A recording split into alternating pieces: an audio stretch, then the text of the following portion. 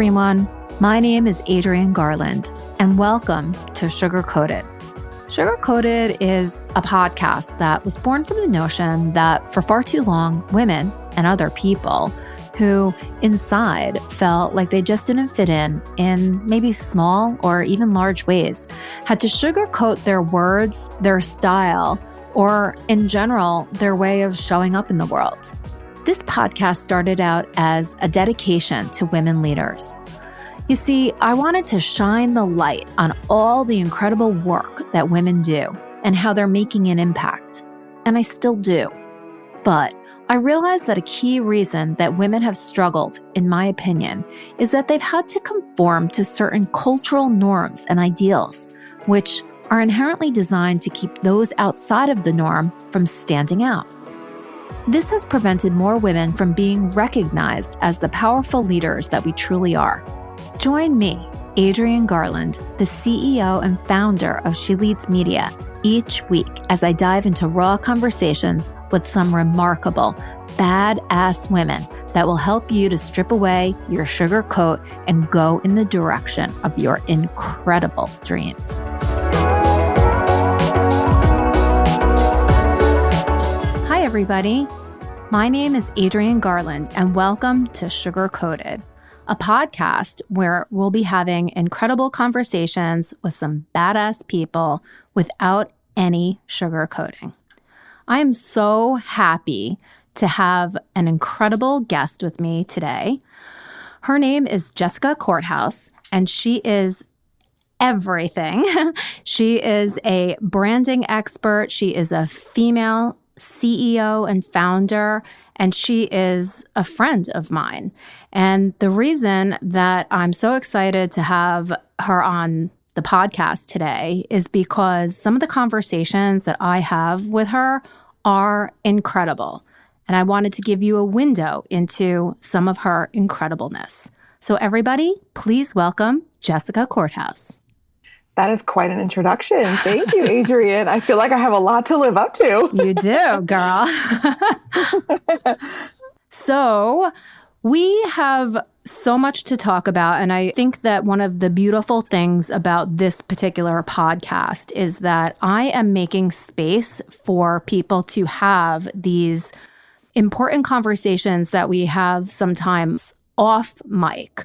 And I wanted to put a mic into these conversations because I think that these are the important conversations that people need to hear, especially women entrepreneurs, and especially now.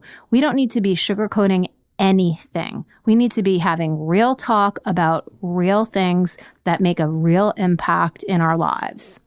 So I guess I'll just let everybody know that I just went through an incredible exercise with Jessica where we really tore apart the She Leads brand and, what it is today and where I hope that it will be in the future. And in my hour with Jessica, I feel like I have such a clear picture on where She Leads is going and who She Leads is as a brand. I have a incredible, powerful, kick-ass person at the top of my mind.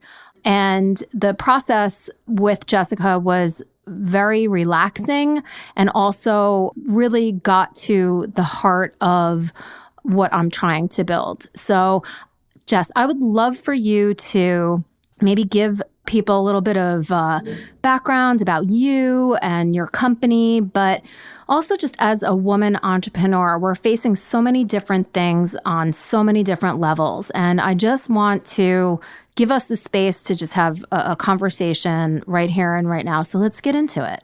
Yeah, no, thank you. And if I didn't say it already, thank you for having me. I'm super excited to have this conversation, and I'm really excited to see where the She Leads brand goes now. Yep. After our session together, I'm like really cannot wait.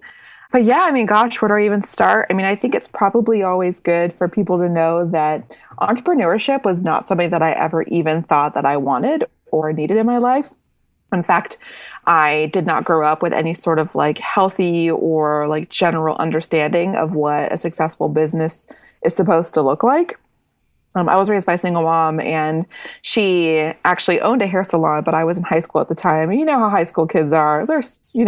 I'm in my own head. Like, I could just literally care. I mean, I love my mom, of course, but like, I was a stupid, selfish high schooler. Like, I was worried about boyfriends and everything else that was like groundbreaking to me at the time. I wasn't really specifically focused on her entrepreneurial journey. So this concept of entrepreneurship is something that was very foreign to me up until I was working for a global fashion brand, and I was their assistant director of PR. And I won't say the organization, of course, but I got a call that basically was like, hey, we're going to cut corporate wide. We're going to cut this position. So sorry, you've got 2 months to find a new job. And tough luck. And I was like, oh, shit. Yeah. Like, that was my plan, like that was my trajectory. That was my plan. Like, everything in my early professional career, I had put together systematically to be able to do that. And then like, poof, it was gone. Yeah. And I was like devastated. I mean, I was just like, what the hell am I going to do? Like, this is my dream job. And so I was living with my boyfriend at the time, who is my now husband. And I just came home and I just like cried a lot and drowned my sorrows in like pasta and wine. And that was a Friday. That was a Friday night. Wait, what's different then than now? I know. Not too much. So true. This time I'm crying happy tears. That would probably be the biggest difference. But yeah. And so we just like had a dialogue about what we wanted out of life. We knew we were going to be in a serious relationship for a long time. So my husband was working in technology, and he was just like kind of like burnt out with like being a developer, but he's highly skilled creatively and like a brilliant technologist. And then I, of course, had the marketing and PR background. So we were like, why don't we just make our own agency? Like, can't be that hard. Yeah. Yeah, right. Like now I say that. Can't be that difficult. And so that weekend we threw together our shitty website, and we like created a business card and gave each other titles, and we were off to the races. And like a Monday morning we had an agency. Like, poof, like we didn't know anything about running a business. And that's the best though. It's the best when you don't know anything, because it's sort of like the more that you know, the more that you realize that the things that you do are crappy. And they're so risky. And risky. Like how risky it is. Yep. I mean, this is before, we had children and I became a mom, right? So it was just like, whatever, like, let's do it. We had just us to worry about.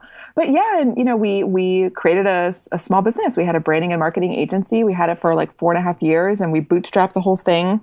And kind of at our peak, we worked with brands like Stanford University. I got to work with Red Bull, Girls Who Code. Awesome. I did some brand work with TEDx Women. So, we really just got deeply involved in the community. And so part of my entire story is that I was forced into entrepreneurship, and I never really realized that I was an entrepreneur until I became an entrepreneur. Yeah. Like, even in like the corporate environments that I worked in, I always got along well with people, but I was definitely the problem child. Like I was. That's why I like you. Yeah, like I really was, because I would look at our systems and our processes and I would be like, wow, we're taking 12 steps and we can do this in 3. Why don't we do that?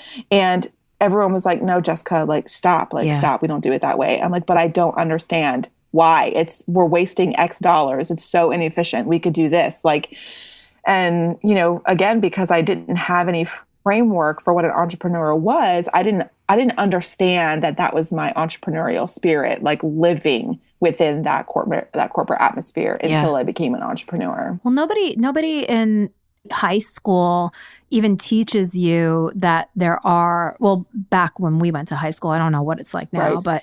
But nobody even teaches you that there's even a thing called entrepreneurship. That was for the geniuses and the people that were, creating robots and stuff like that.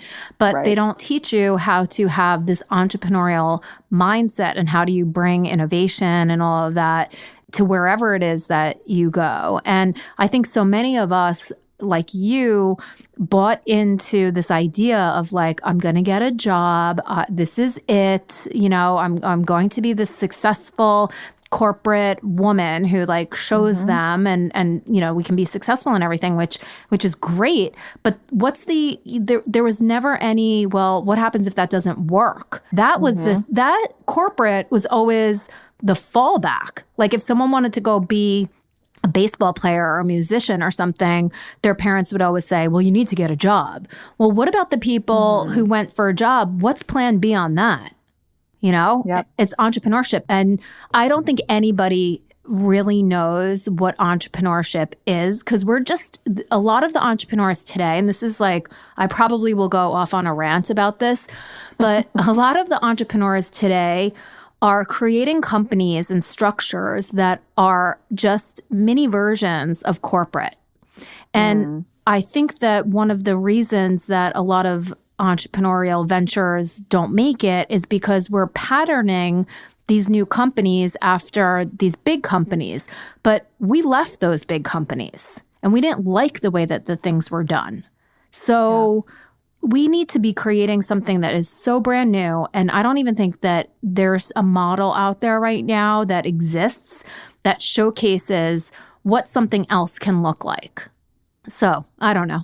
There is no answer to that statement, but it's maddening. And it's also maddening that we kind of push people into this corporate path and we don't help them to, you know, do what you and your husband did and be able to easily put up a website and start a business. But you did it. And I think that that's freaking awesome. Thanks. Yeah, it was very difficult. And I think too, there's kind of this misunderstanding that, you know, you sort of just like, you arrive, right? Like you start a business and then you arrive. Yeah. And in my experience, that's not the case. I mean, entrepreneurship is it's like shifting sand. You know, it's constantly shifting beneath your feet. I mean, I swear to God. So I've been having my company now officially for, I guess like 3 years now. And I swear, like 1 month, I'm like, yeah, bitches, life is great. Like, I am kicking ass. And then the next month, I'm like, oh God, like, am I going to lose my house? You know, I know. Tell me about emotionally, that's how it feels. That's how it feels to me. And, you know, it's not for the faint of heart, definitely not. But, you know, it's interesting with the coronavirus and everything happening right now.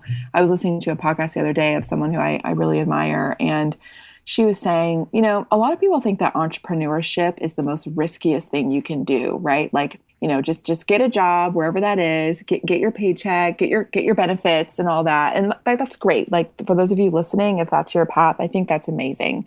And for a long time, I had an internal struggle with that for a while. Like I really pushed away from entrepreneurship because I was like, oh, can someone just please pay me a fat salary and just like, let me be good at what I do and let me have some sort of like, you know, safety net for my family and for my daughter, you know, but that's just not what the universe wanted for me, clearly. Yeah. And, you know, I finally stopped fighting that. But she basically was saying that entrepreneurship is actually one of the safest things that you can do. If you're able to get through the first, you know, 3 to 5 years, which is where pretty much 90% of all startups fail. If you're able to really get through those times and listen and learn and pivot and iterate and change up your business model and be willing to try new things and just really put in the hard work at the beginning, it's actually one of the best and most reliable things that you can do. Like if you take the word entrepreneurship out, right? And you say because it's all about making money at the end of the day, right? Or at the bottom of it all. It's all about making money. And how can you make money? Well, you can get a job and have somebody pay you, or you can come up with a lot of creative ways in order to make money, because we have to pay our bills and have our houses and whatever else that we want, which we should want and should desire. There's nothing wrong with all of that.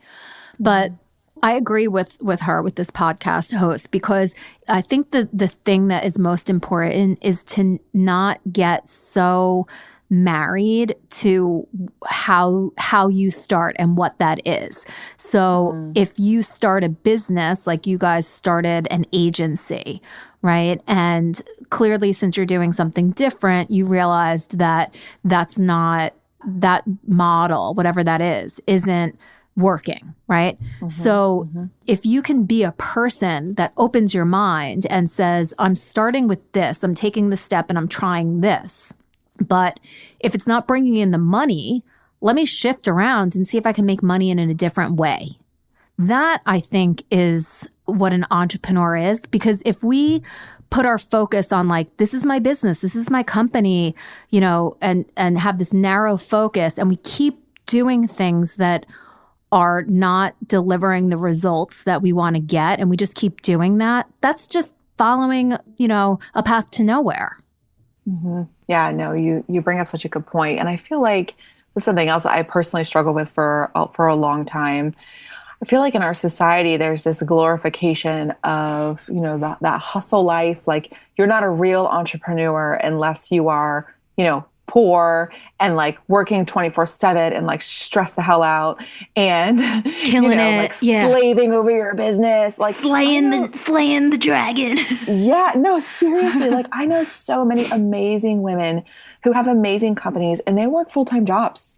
Like, I feel like, you know, this path to entrepreneurship is not this linear thing that you arrive at the top of the mountain and then you're there. You know, that's kind of goes back to what I said before, this concept that you've arrived. It's not that. It's this circular process, and it, you know, bobs and weaves, and it's organic. And for the longest time, as long as I've had my business, I've been fully employed and doing my business on the side. I've had clients. It actually wasn't until 2020, this year, actually the end of December, that I was able to position my business financially. You know, I felt confident enough. You know, it's never really a good time to jump off the cliff. But I felt confident enough, like, okay, you know, if now's the time for me to really jump and do this full time, let go of my consulting clients and just really focus on building my business as I envision it to be built, and just be open, have my heart open to learning, have my heart open to accepting that my business might look very different 6 months from now. And that's typically what is going to happen in those early stages. You know, it's so funny. I did the exact same thing as you. And it's not like we talked about it, but I did the exact same thing as you in releasing the clients that I had. And I did it because I felt like I was putting so much of my time and just, you know, thought energy into their businesses. And I wasn't giving my business the attention that I felt like it deserved. And 2020, like the beginning of this year, I felt like was so freaking hopeful. I was like, this is it. You know, I felt so aligned and so great about everything. And then, you know, slowly I started, you know, doubts start coming in, and then this, you know, coronavirus. And I'm like, what the fuck happened to to all of that?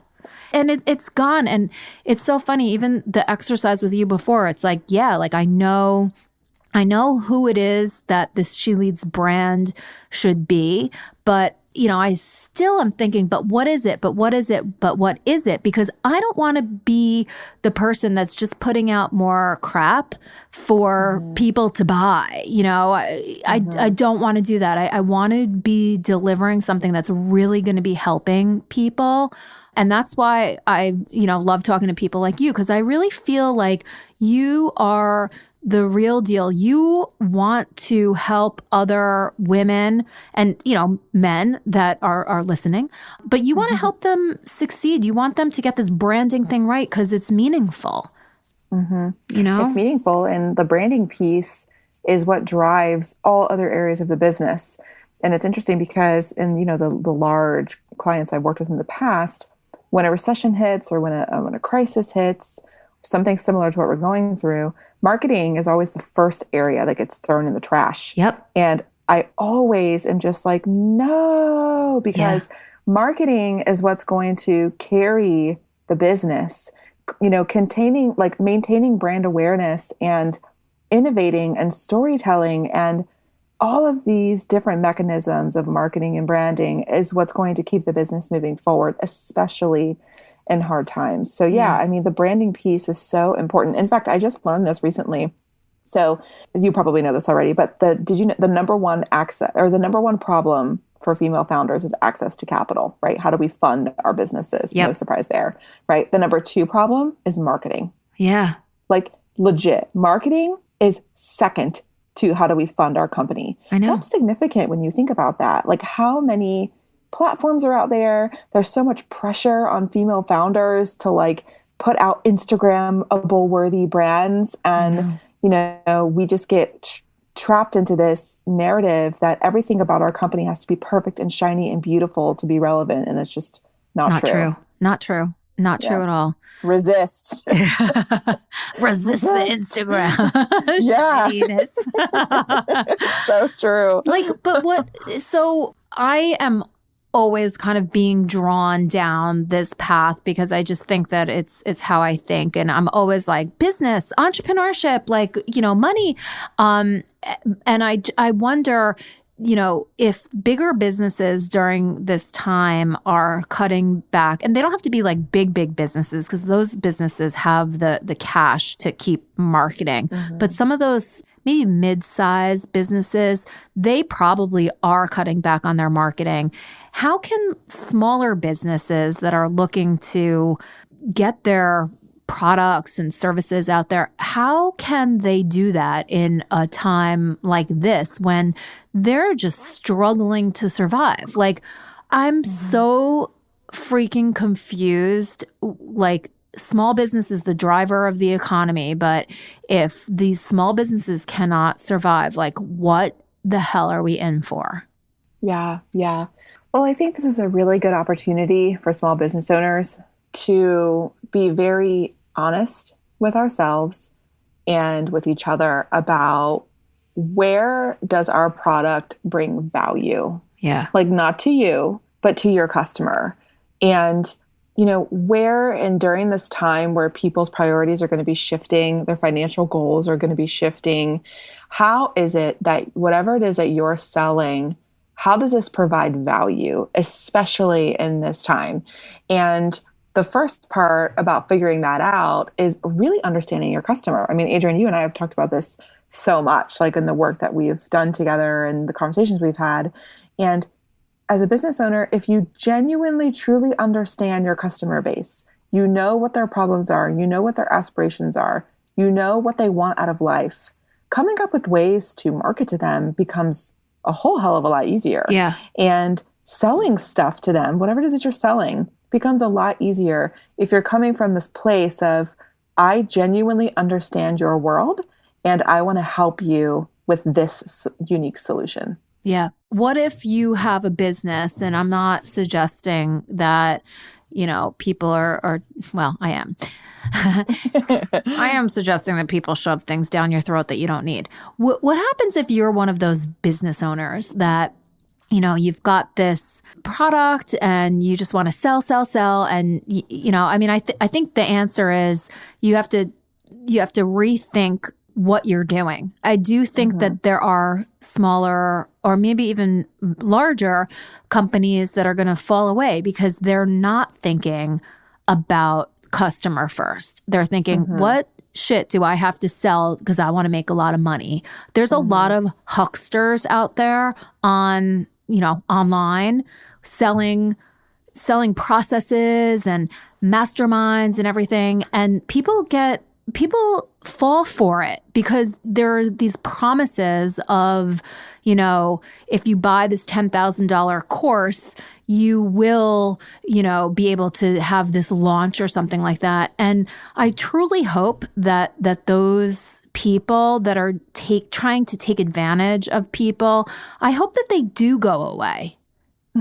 I do.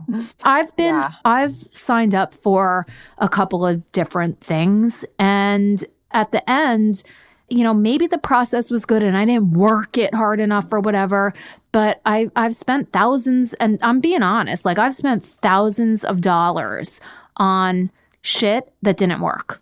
Yeah. And I did it because I got drawn in like, oh, that must be it. Yeah. I mean, I'm a content creator, right? So I create courses and, as you know this, I have a membership for early stage female founders so that they can get access to courses and guides and resources. And so there's a lot of people online who are saying like, purchase my course and this will be the transformation. Like, so like I live with that every day. Like, how can I, as a content creator who's based their business basically 100% digitally, how can I compete with those people? And that's a struggle that everybody has. And in fact, I was listening to a workshop the other day, and the person was saying that there is someone out there who, I don't even know this person's name, but they teach people how to do handstands. You know how much his course is? No. Yes. $10,000. No. Yes. And he is a 7-figure, like multi-millionaire. He's fucking teaching people how to do handstands. Come on. I'm like, what? Online. Like he's not even in the room with you holding your legs. Yes. So the good news for us, for us and for everyone else who is listening is that there are people out there who want what you're selling. There are, if there are people out there who are willing to pay $10,000 for handstands, right? There are people who want what you're selling. The problem is not that there aren't people. The problem is how do you clarify what it is that you do to your specific ideal customer who's going to buy what it is that you are selling? And how does that thing provide value? That's really what it's about. And then I was just in a class I was teaching the other day, basically said this. And then I said, now there's going to be a lot of small business owners out there who don't have a business that addresses a specific pain point. So for example, there's a lot of small businesses that they have shops on Etsy or like jewelry businesses, or maybe you just make really good fucking brownies. Yeah. Cool. Like you're not solving world problems with that. So how can you grow your business in a way that's meaningful and authentic to you? And to those people who are listening, the way that you do that is you basically figure out like the human characteristics. Like, how does your business bring joy? Like, what are ways that your business can bring joy, especially during this time? What are ways that your business can inspire? What are ways that your business could advocate for something? Yeah. What are ways that your business can educate? Like, how are you shining a light on certain things in your particular area of genius? Yeah. And that's how you get through these hard times. That is so good. You're so good. And brownies are so good. Yes. Oh my gosh. I feel like there's so much to talk about with that. Like, first of all, I want to go back to the handstand guy. Okay. I actually, Doesn't it make you angry? No. You know why? Because I'll tell you why. I almost get why somebody would pay to learn how to do a proper handstand, because it's very difficult and you have to build up the right muscles and you have to like align yourself properly so you don't go falling over and everything like that. And it's really freaking hard. And the people that are probably buying that have got to do handstands for their people for some reason, whether they're yoga teachers or, acrobats or something like that. And I'm sure that his method, if he's a, multimillionaire or whatever, I'm sure that his method works. Because if you bought a handstand class and you never learned how to do a handstand based on his method, then he would never be able to be selling this stuff. I don't know. I really don't know enough about it. But to me, I think it's kind of freaking cool. Yeah, I mean, his brand is positioned, and again, I really wish I remember his name, but I honestly don't. But his brand, it's all about body control, right? Yes. So they're not buying, I can do a handstand. What they're actually buying is strength, body control, self-control, discipline, practice. That's what they're actually buying. Right. And the cherry on top is like, I can do this cool handstand. Yes. It's right. So, it's the flashy thing that shows that you have control. It's very cool. Very, very, very interesting. Okay. So entrepreneurship, branding, figuring out who your audience is and serving them and delivering value, all incredible,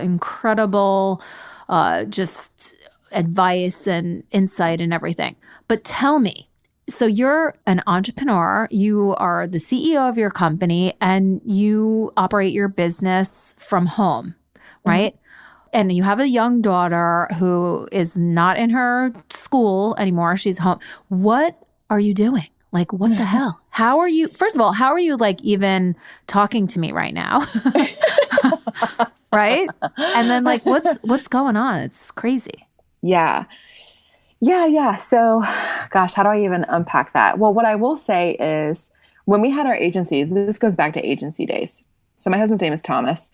And Thomas and I very quickly started to realize that personal and work becomes very muddied. One, when you work from home, and second, when you work with your, partner, right? Yeah. It's especially muddied then. And so we instituted like some hardcore house rules for us because we just knew like we need to put in some boundaries here or else we're going to either kill each other or kill our clients or just be burnt out. Right. So little things like on Friday, like this is back in the day when we had our agency on Fridays at like 3 p.m.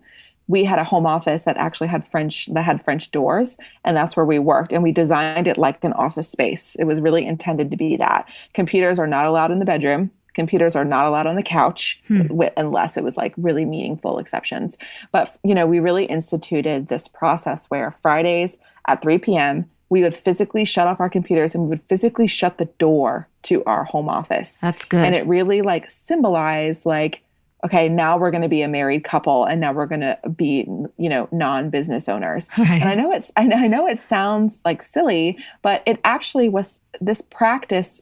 Having done it for so long, this practice, I feel like really prepared me to manage a child and manage my time in a way that I can work efficiently and productively. Like it's really, for me, it's about changing my expectation. So as soon as I became a mom, I definitely had to have a conversation with myself, and it went a lot like this. Self. Jess. Okay. You can no longer work 15-hour days. Yeah. Right. It's not possible for you anymore right now. So you need to let that shit go and you need to pivot and rethink how you work. If you are to fulfill this motherhood in the way that you envision to be able to do that, right? Like my definition of how I show up for my child and my family. So it was about creating boundaries for myself. It was about creating boundaries for how I work. Back in the day, I actually wrote a blog post about this recently where I have a calendar from my very first year in business. And I swear to God, you open up that thing and it's just like, I start having like a heart attack as soon as I look at it, because it's like every day there's like 17 meetings, 4 events, 25 phone calls, like, and even though I was doing more, I actually wasn't that much more fucking productive. Yeah. I was doing more things, but I wasn't that much more productive. Yeah. And I would argue that I've become so much more productive now, having done business a second time and now being a mom, because, my time is super valuable. Like time is precious. I only have 24 hours in a day, actually like really like 12 because we're sleeping the other 8 maybe. Yeah. Right. You better be sleeping 8. 12. Yeah. 12 to 15 hours in a day. And when you really get real tactical about that, X amount of time is with your child, especially now that she's home. X amount of time is, hopefully carving out some time for your relationship. X amount of time is maybe doing something for myself. X amount of time is trying to, keep my business moving. You just have to be so disciplined and organized. Like that's like my thing is.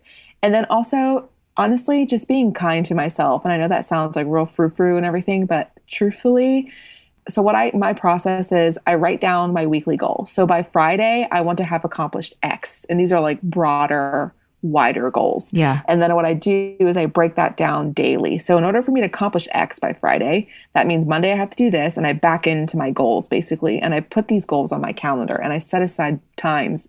Like I block off my calendar based on when my daughter is home or when my husband can watch her or when we can tag team. And, 80% of the time, I think that I do a good job, like truthfully.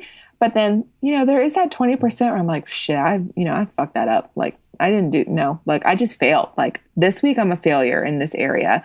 And instead of like beating myself up and being like, oh, I wish I could work more or whatever, I just got to let that shit go. You do. Like, I just got to let it go. It's all, what I love about what you're saying is it is so much about expectations and even the writing down of the goals. You're not or the larger goal, you're not stacking it up with like the 10 goals that I need to achieve by the end of the week and then being crazy all week long. It sounds like it's a meaningful goal. And then what you're doing during the week is laddering toward that. And I think that that's a huge, huge lesson for people because, people do write down their goals and the things that they want to accomplish by the end of the week. But I think that they stack so much shit into it. And that's where that whole like hustling mentality comes from. And you could do this in 15 minutes. And it's just, I don't know, it's too much. And we do have to recast and rethink what being an entrepreneur means. There's a whole spectrum of what being an entrepreneur means. And this whole like hustle and grind and like, also like looking fucking perfect with like our amazing outfits on and everything. That's not realistic. Lower those expectations and not to lower what we expect of ourselves, but to maybe just calm down a little bit. Like everything doesn't need to be so goddamn frantic.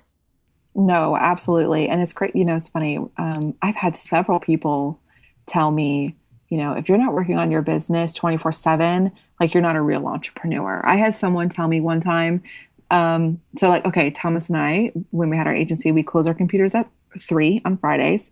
And it was like family. We're gonna go have happy hour. Like we're gonna disconnect. We're gonna recharge. We're gonna do our thing. Yeah. And I had someone tell me, our business would never be successful because we don't slave over it every single day. And your business really is like a second child, or I mean, if you have a child, but if you don't have a child, it's your baby. Like think about like actually being a parent. How efficient and productive are you as a parent if you're stressed the fuck out and tired all the time? You start to resent being a parent. Like, let's get real. Yeah. You're like, oh God, like, being a mom has like ruined my life. Like, I'm not saying that's my case, but I definitely know a lot of my good girlfriends are that way. And, I've just really tried so hard to set boundaries for myself. I don't work on the weekends. I have a hard no work on the weekends policy. It's great. And it's really, sometimes I'm a machine sometimes. Like I could literally just go for hours. Yeah. And I literally have to stop myself and I have to remember my boundaries. And every single time if there's a Friday and I'm feeling stressed out, I'm like, oh, let me just go one more hour. I make myself stop and I put my daughter to bed. We do bedtime. We laugh, we play, right? And my husband and I crack open a bottle of wine, talk about how crazy frantic the week was and like what our intentions are for the weekend and how we can recharge. And I tell you what, I feel 1,000 times better Monday morning when I open my computer. Yeah. I look forward to working on my business on Monday because I stepped away from it. Yeah. Right. You would have resentment if you were working on it throughout the whole entire weekend. Like, oh, now I got to do it again. Now I didn't have a weekend and I didn't see my kid and now I feel guilty, like it just, so it spirals out of control. And I feel like entrepreneurship is it's a marathon, it's not a sprint. It's a lifestyle and it's something that, as we said before, it continues to evolve. It's ever changing. And if you're able to approach entrepreneurship from that perspective, you're never really going to arrive. You're just going to continue to evolve. Yeah. And if you have that perspective, I think it's a lot easier to create boundaries for yourself personally and professionally. Yeah. And I think that going into entrepreneurship with the mindset that it's a marathon and not a sprint might allow you to perhaps set yourself up for that longer term, lower burn type of success. I think you'll set better goals. Yeah, because I think more realistic it's so interesting. I think what happens is people are either forced into entrepreneurship, like you were talking about, right? Me too, same situation, forced into entrepreneurship. Although I always wanted to be an entrepreneur, so I don't feel forced. But we do have these expectations that, you know, by month 3, we're like, you know, profitable and killing it, and we're at $1 million. And I think that that's the lifestyle that has been sold to us. And that's why so many people want to be entrepreneurs, because they think I can do this on my own and I can make $1 million and I can, you know, be on the beach, typing on my computer and taking pictures, and I can, you know, be amazing. But if you really thought to yourself, like, even if you have a corporate job or whatever, like, I'm going to be very mindful of the way that I spend and how I invest and, you know, what I put aside. If I ever want to start a business, or I'm forced to start a business, well, I have some cushion in order to kind of go slow and figure it out right, rather than and I think that's what causes just that frantic nature of everything. Because we want to get to $1 million by month 3. Yeah. You know, I wrote a blog post about this recently that just got published on Thrive Global, and it's why womenpreneurs need to reclaim their time. And it's all about this concept of just time and like arriving, and like how can we have realistic expectations of ourselves and of our businesses. And I feel like from my perspective, just time is just so relative. Like, I feel like I'm like talking outer space right now. Yeah, no, really, I do. Time is relative. Yeah, that's really how it feels right now. But yeah, like, and in that article, I was talking about how, you know, to your point, like we're just sold this concept that entrepreneurship is like this shiny, beautiful, you know, amazing thing. And I feel like at the end of the day, what makes a really good entrepreneur is someone who really believes in their mission, wants to impact the world in a better way. Yeah. Whether that means you want to create some life-changing technology, great. Or whether that means you just think everybody needs your brownies because they're the best fucking things on the planet, cool. Like, it doesn't really matter, right? It's about how do you just be happy? Yeah. You know, like, for me, entrepreneurship is about finding happiness. Yeah. And I mean, I was happy with my corporate roles too, but in a different way. Like, I always just had this personal itch and like longing to just do my own thing. And I think that's very much like, you know, I grew up an athlete. I'm a Scorpio. I'm a rebellious soul. Like, that's just part of my DNA, I think. Yeah. And entrepreneurship has been a way for me to channel that in a healthy and constructive manner. Love it. What you said is so beautiful. And I don't know, it just totally reminded me. Do you know that guy? His name is Mike Dooley, and he does the Tut from the Universe stuff. Do you know about him at all? Check him out. Totally check him out. So Mike Dooley, he does Notes from the Universe, and it's like Tut is the name of his company. But he just is doing this like free 3 webinar thing or whatever. And he's this guy who used to be an accountant, and he worked at PwC, and he was like miserable and all of this, and he quit it, and he like sold t-shirts with his mom or something. And he made $1 million, and he was all miserable and blah, blah, blah, blah, blah. And he talks all about this whole universe thing. But what he was talking about yesterday was something, it's funny, you said 2 things. So like about setting these more general type of goals, and that is more the key than being super specific. And that Oh, of course I lost my train of thought, but duh. Oh my God.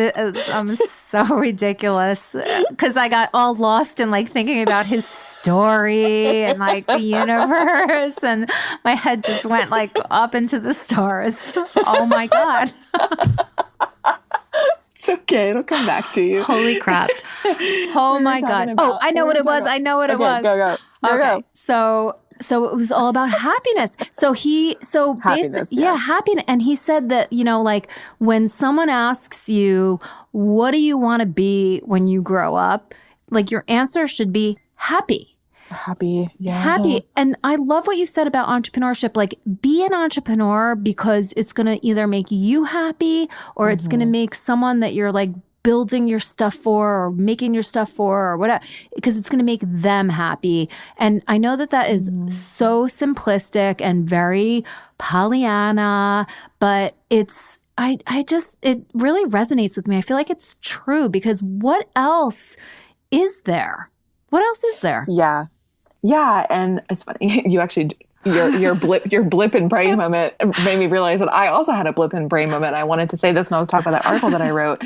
Like that, when we think about like just life in general, when you've made it to the top, whatever the top is for you, and you've alienated all your relationships or you've ruined the relationship with your child, which is what I did not want to do, or your marriage failed or like whatever, when you've had to be quote unquote successful at the expense of everything in your life that brings you joy, like, was it really worth it? Right.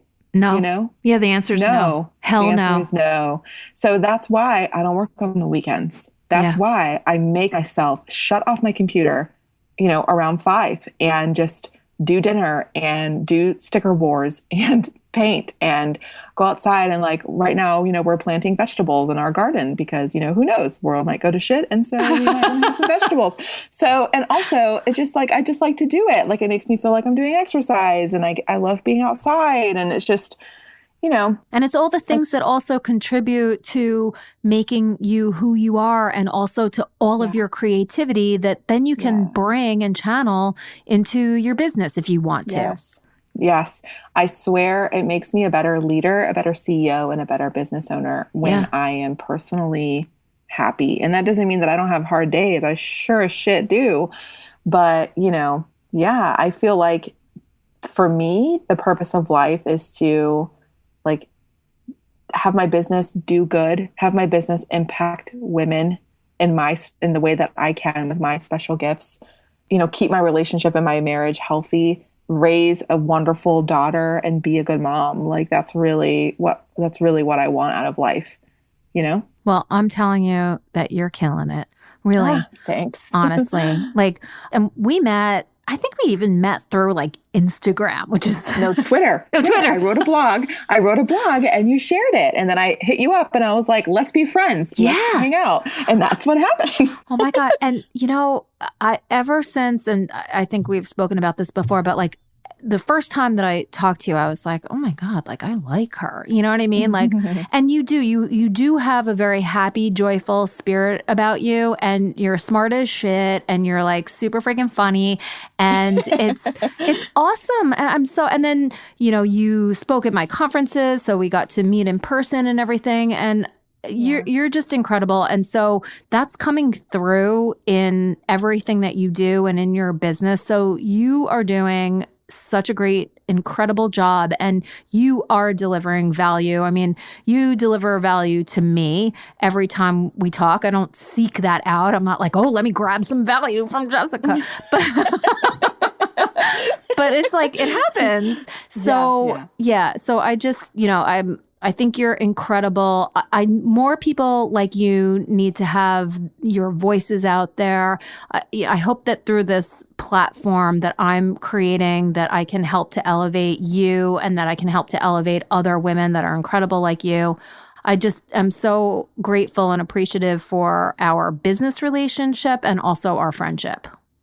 No, I mean, likewise. I mean, we're going to have a big love sesh here. Yeah. I mean, I agree. Everything, how you feel about me is how I feel about you. And the relationships that I've created through the women I've met at She Leads and just, the connections that we have. I mean, all of that plays into how my business has grown. She Leads has played a huge role in my ability to expand outside of my own community. And that's one of the drivers of success, is to be able to tap into new networks and partner and create collaborations and just like do really good work together. And so many of the relationships I have now that are starting to, potentially bring full results for my business happened because of the women and because of you that I met at She Leads. Oh my God. Thank you so much for saying that. That is so awesome to hear, because that's what I am setting out to do. Mm-hmm. So why don't we end on that incredible note? And I just want to thank you so much for showing up today and every day. But thank you so much for everything. And why don't you maybe just tell people where they can get in touch with you and about your program, because there's a ton of value there. Yeah, sure. So, and it's good to mention too, because you're a mentor as part of our community. Yes. So, yes. So my company is called Sohius, and it's an educational platform and membership community that helps early stage female founders brand and market their business. There's a lot of great communities out there, a lot of communities that I belong to that I've modeled my company after because I admire what they're doing. But what I don't see a lot of is communities and memberships and education that are really geared towards really handling this marketing nonsense, really helping women wrap their arms around what are the tactical ways that you need to be branding yourself, branding your business, growing and evolving your marketing strategy. I don't see a lot of that out there. And so, I've been creating courses now for a couple years, and I just recently launched a membership in 2020, and it really came from women would go through my courses or like my digital accelerator program, and they would be like, "Oh my God, that was amazing. Life changes. I love you so much. Now what?" And I was like, shit. I don't have anything to offer these women. Because I'm still creating this as I go, and I'm learning and I'm adjusting to the market and, trying to be as agile and nimble as possible. And so that's where my membership really came from, is because it came from a need to be able to continue to support the women who were going through my programs. And now I have women who come to the membership who have not gone through the classes, but what they're looking for is consistent education. So as part of the membership, I have what I call the Sohius Vault. And the Sohius Vault has educational courses all related to branding and marketing, and they're all produced by me, and I create a new course every single month. I also do biweekly strategy sessions where we have featured mentors like you come in and teach classes and like co-host a session, because my secret sauce is marketing. It's marketing too, but it's actually branding, storytelling. Oh, my brain went faster than my mouth was talking. Brand storytelling and how to use marketing disciplines to actually do that. I would be lying if I said that I was an expert in every single thing marketing. That would literally be impossible, because marketing is so diverse, so complex. So like Adrienne, you are our subject matter expert on events and community building. And I know that you've got a very strong media background. I don't have that background. So that's why it's really important for our community members to have mentors like you, so that we could tap into these other areas of marketing that are also really important. So the community has other things too, but that's kind of, that's the basics. And it's only $29 a month. So it's so affordable.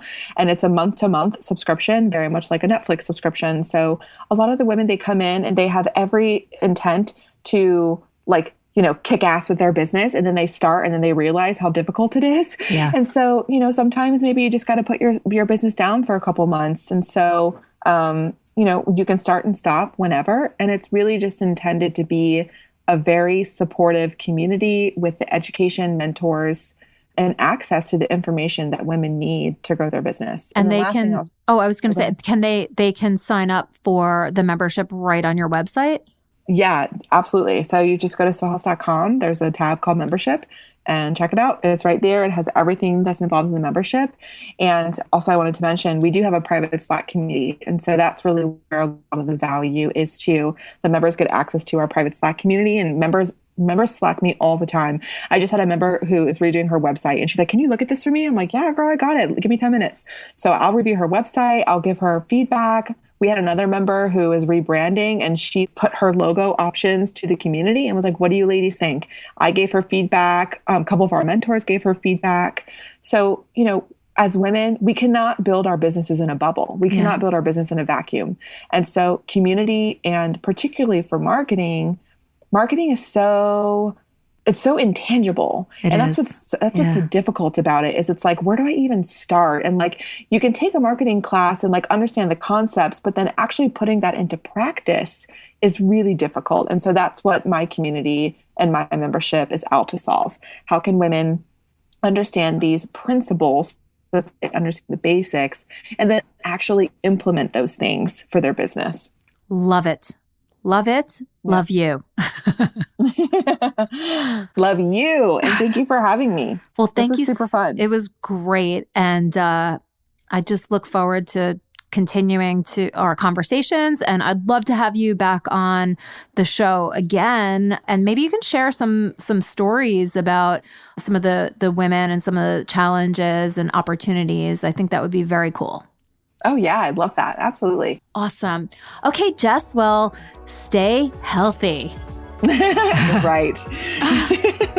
It's about that time. It's 3:30, so time to shut down my computer. Oh, yeah. For my own rule. Oh, my gosh. But, thank you so much. Bye-bye. Thank you for having me.